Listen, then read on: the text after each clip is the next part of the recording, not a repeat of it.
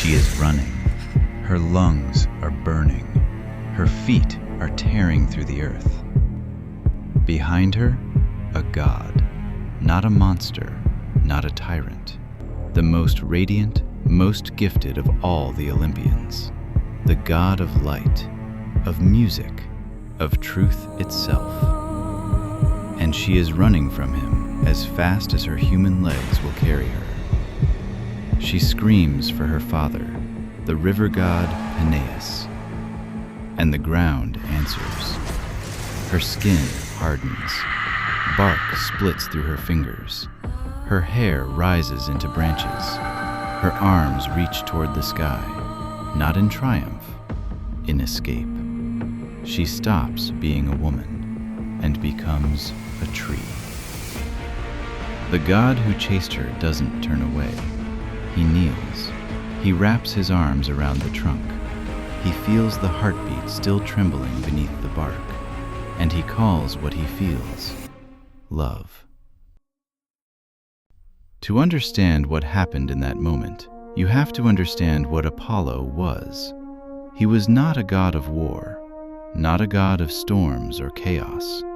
Apollo was the god of order, of reason, of the sun that burns away darkness and makes the world legible. He was the patron of medicine, of music, of prophecy. He spoke truth.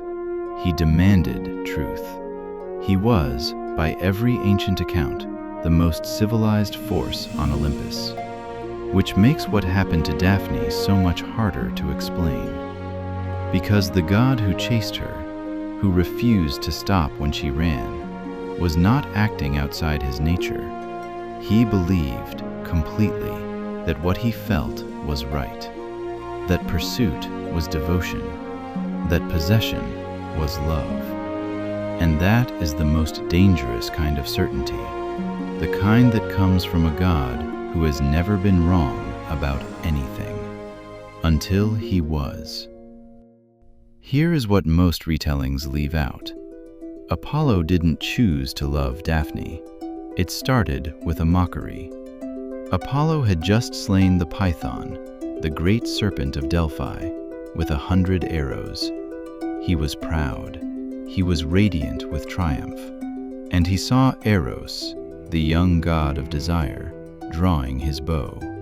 Apollo laughed. He called him a child playing with weapons too powerful for him. He said the bow belonged to gods who actually killed things. Eros said nothing. He simply reached into his quiver and drew 2 arrows. The first, gold-tipped, burnished, warm, he fired into Apollo. Pure, consuming, irrational desire. The second, lead-tipped, cold, heavy, he fired into Daphne. Absolute, total repulsion. Neither of them had a choice. Apollo's obsession was not love. It was a wound, inflicted with precision by a god he had humiliated. And Daphne's terror, her desperate, bone-deep need to run, was not instinct. It was a sentence, passed on her by a god she had never met. Both of them were prisoners. One just had the power to make the other pay for it. So when Daphne begged her father to take her form away, to free her from her own body before Apollo could reach it, was Apollo the villain of this story, or the most powerful victim in the room?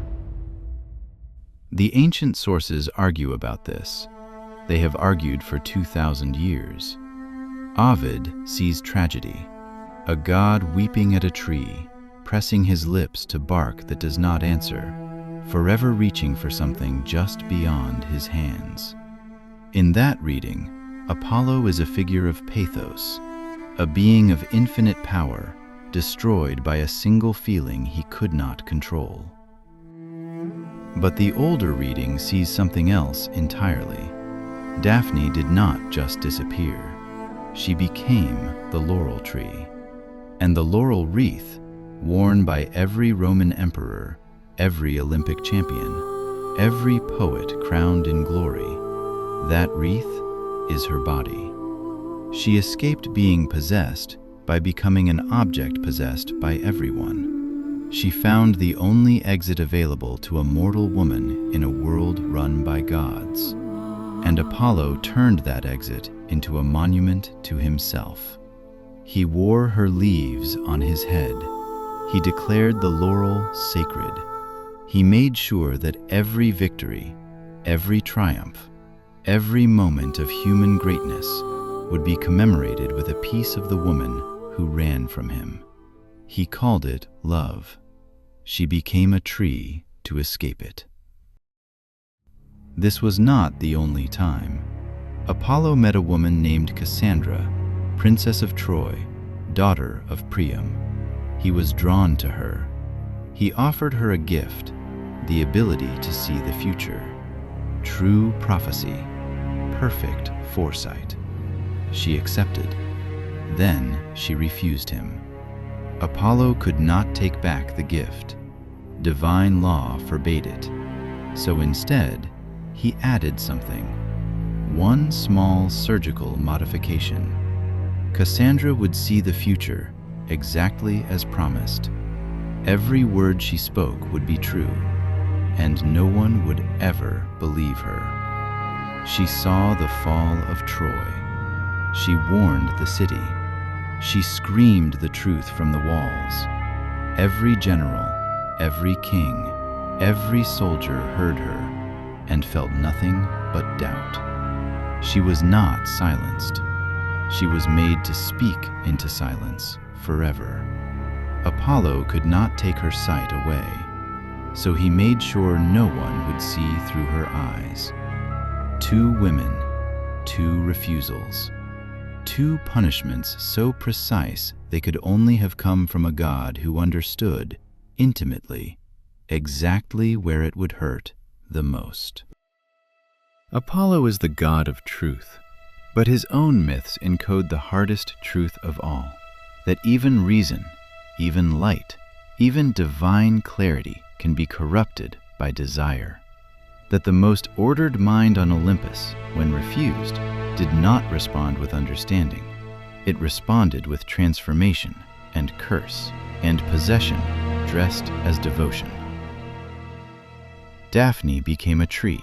Cassandra became a prophet no one believed. The gods didn't just punish mortals for their failures, they punished them for their refusals.